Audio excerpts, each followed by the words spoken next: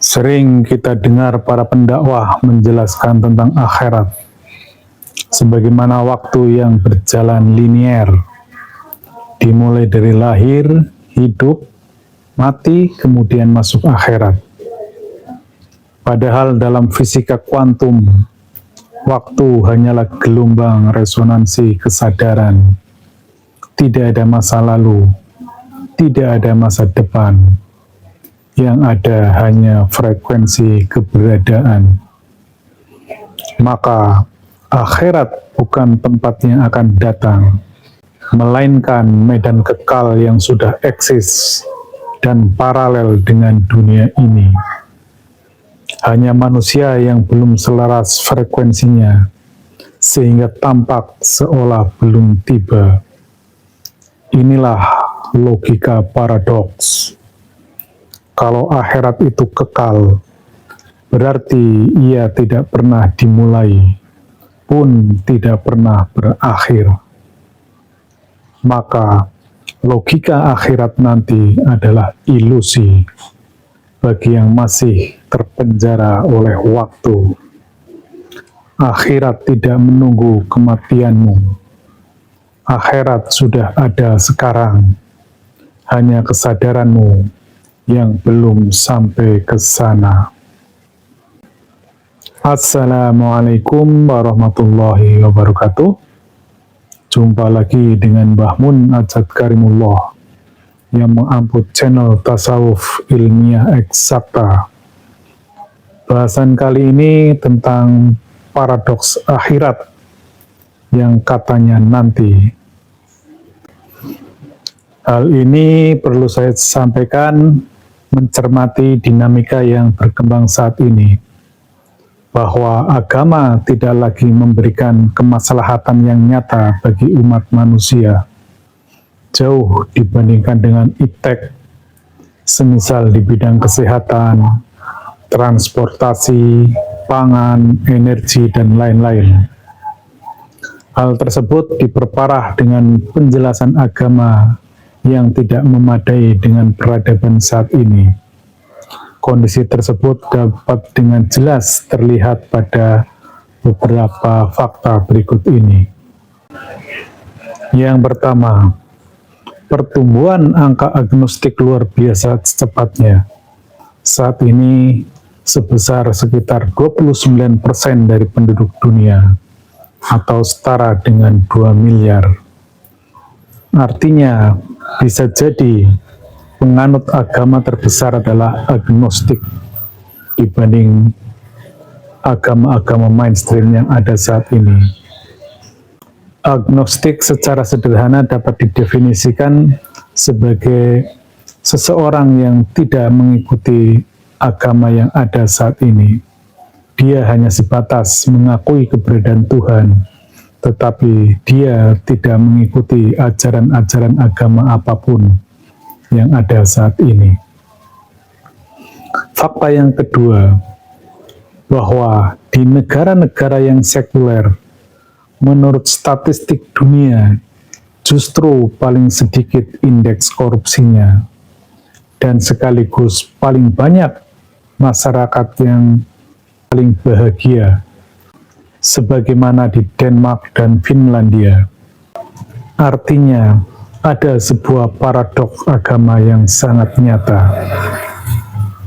Mencermati kondisi tersebut bahwa beragama itu wilayah spiritual, dan saat ini ilmu pengetahuan dan teknologi telah demikian maju, sehingga satu-satunya solusi yaitu harus dapat mengkolaborasikan spiritual dan sains.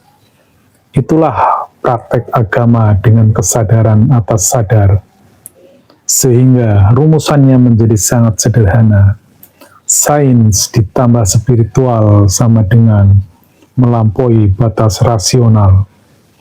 Sebaliknya, jika beragama sebatas ritual atau syariat belaka, hampir dipastikan justru turun ke alam bawah sadar.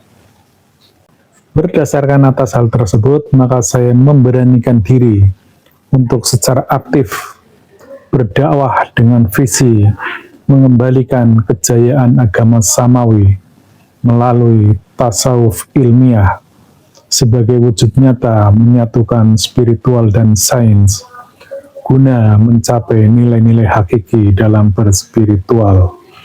Inti dari ajaran agama adalah kebersambungan rohani manusia dengan Tuhannya.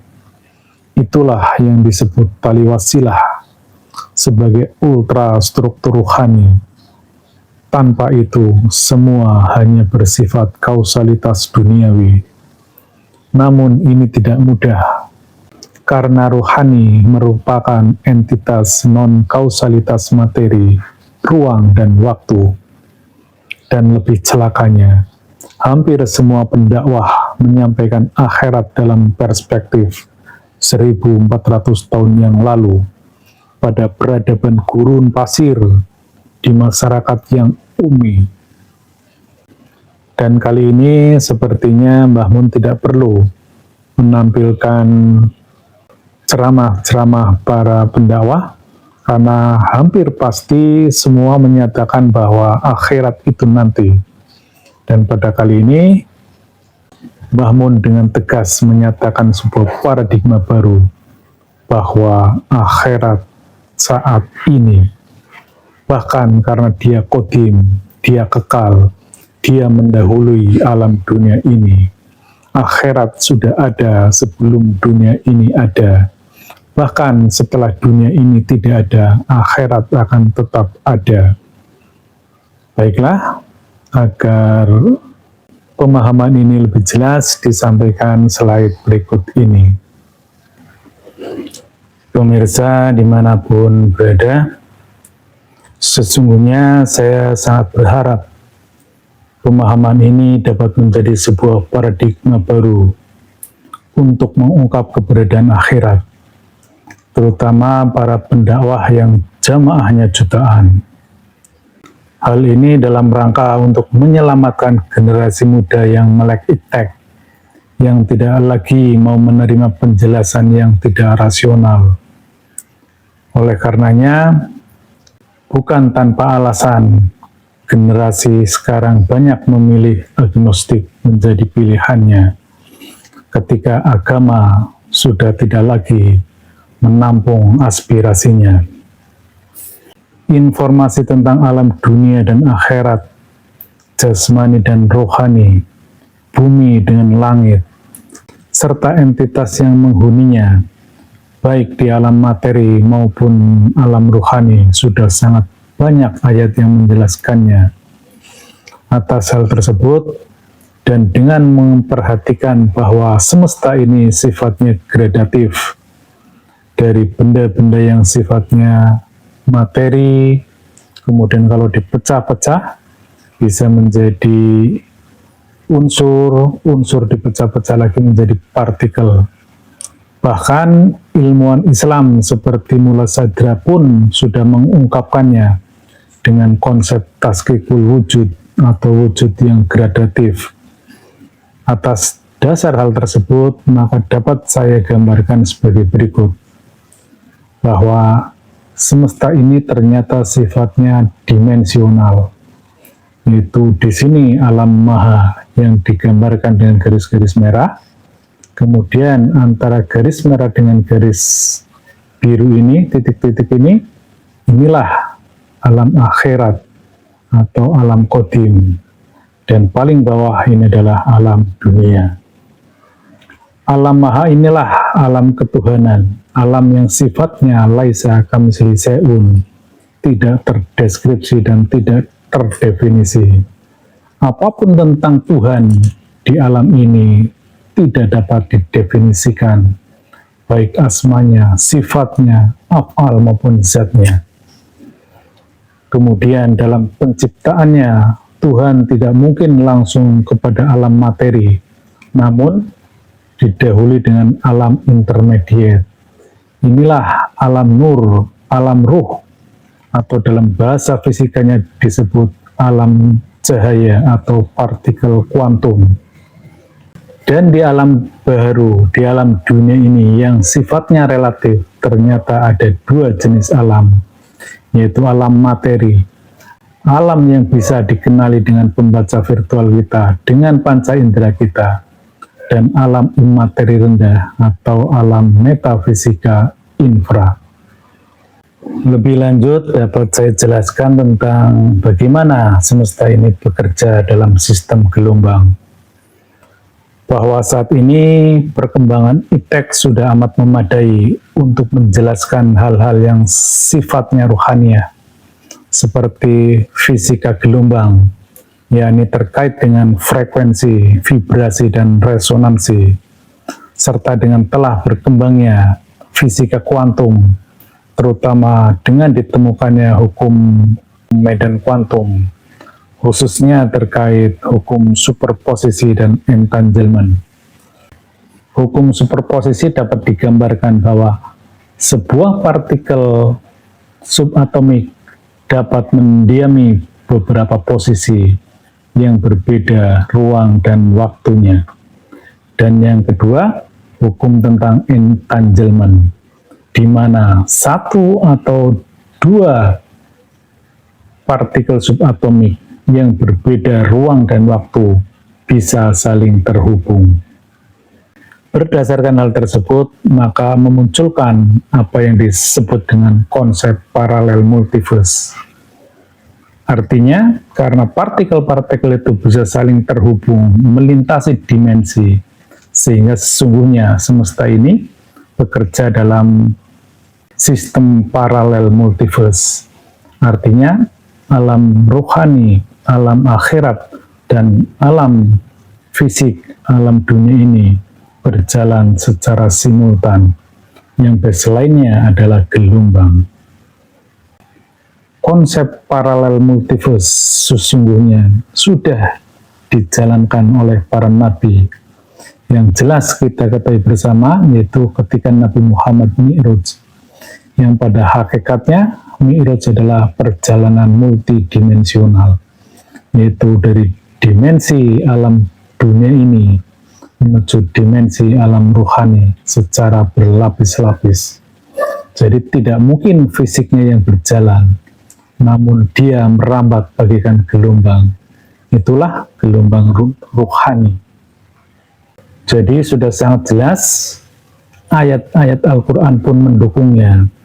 Demikian halnya dengan prinsip ilmu pengetahuan, terutama terkait dengan gelombang, bahwa semesta beroperasi dalam sistem gelombang, dan hanya gelombang yang bisa menembus dimensi materi, ruang, dan waktu.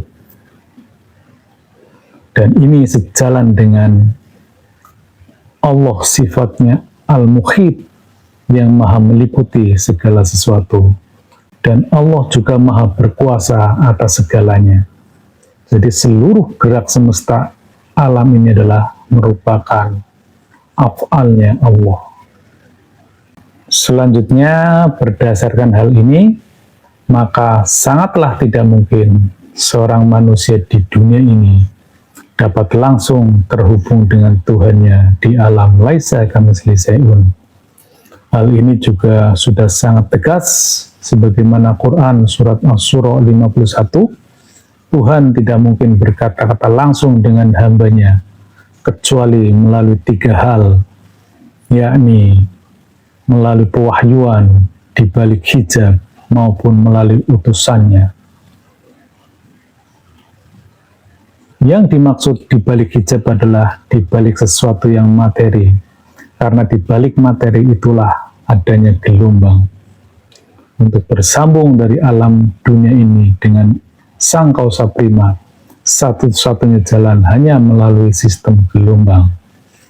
Bahkan ketika Tuhan ingin berkomunikasi dengan manusia melalui pewahyuan pun tidak langsung ke alam dunia ini, namun melalui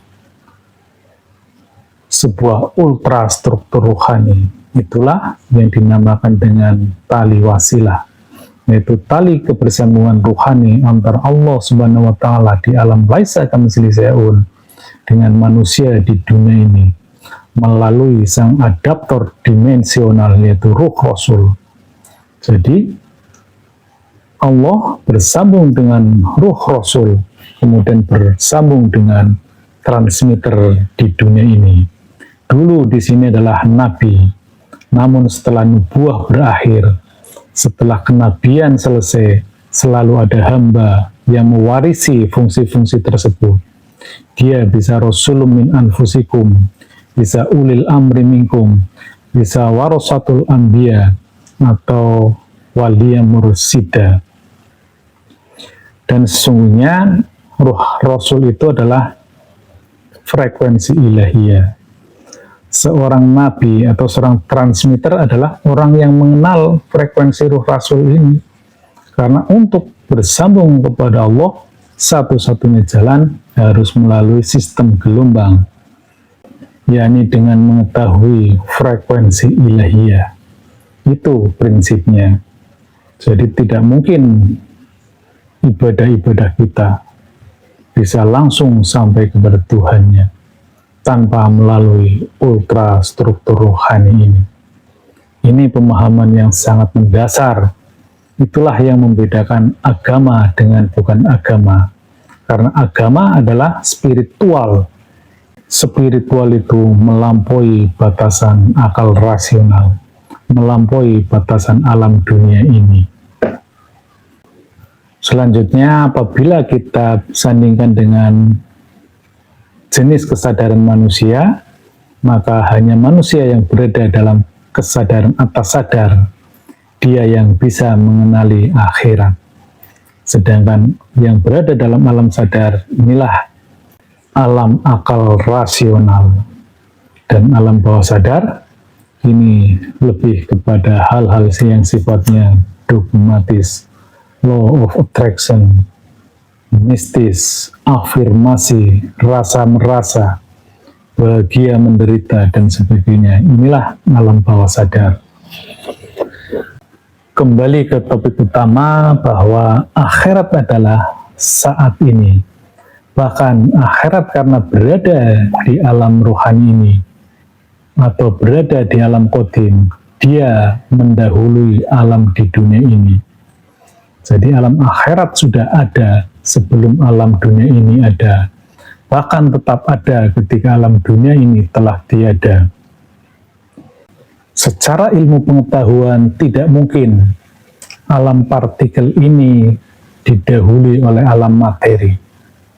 Dan alam partikel ini tidak terikat oleh hukum ruang dan waktu. Oleh karenanya sifatnya abadi, tidak ada permulaan dan tidak ada akhirnya. Inilah alam akhirat. Bagaimana mungkin akhirat itu nanti ketika seluruh kejadian di semesta ini adalah hasil dari af'al sang kausa prima Allah Subhanahu wa Ta'ala. Setiap af'alnya akan mempengaruhi semesta ini, dan waktu ternyata hanya ada di area ini, di area yang sifatnya fisik. Waktu adalah dimensi keempat di alam tiga dimensi ini. Jadi di alam partikel ini, di sini tidak ada waktu, karenanya di sini abadi.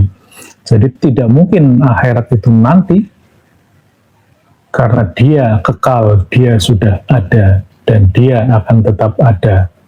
Berbeda dengan alam dunia yang fisik ini.